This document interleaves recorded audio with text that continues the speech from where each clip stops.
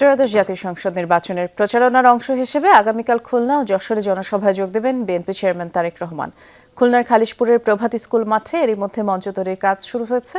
তারেক রহমানের আগমনকে ঘিরে জেলা জুড়ে সাজ সাজ রব তৈরি হয়েছে। আর যশোরের বিরামপুর আদর্শ সরকারি প্রাথমিক বিদ্যালয়ের মাঠেও এরই মধ্যে মঞ্চ নির্মাণের কাজ শুরু হয়েছে।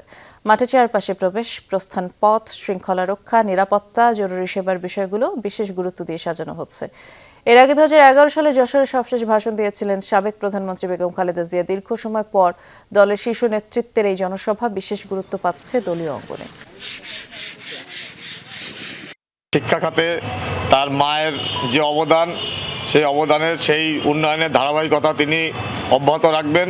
গরিবের দান ধান করুক, গরিবের সাথে চাহিদা করুক, মানুষের ভালোবাসুক। খুলনাবাসী অপেক্ষায় আছে যে তারেক রহমান খুলনায় আসার পরে যে তার যে একটা সুমধুর বার্তা, সেই বার্তা শোনার জন্য সবাই অপেক্ষায় আছে। চেয়ারম্যান মহোদয় আসছেন খুলনাতে, একটি দল সহ সকল সর্বস্তরের মানুষের জন্য একটি ভালো লাগার।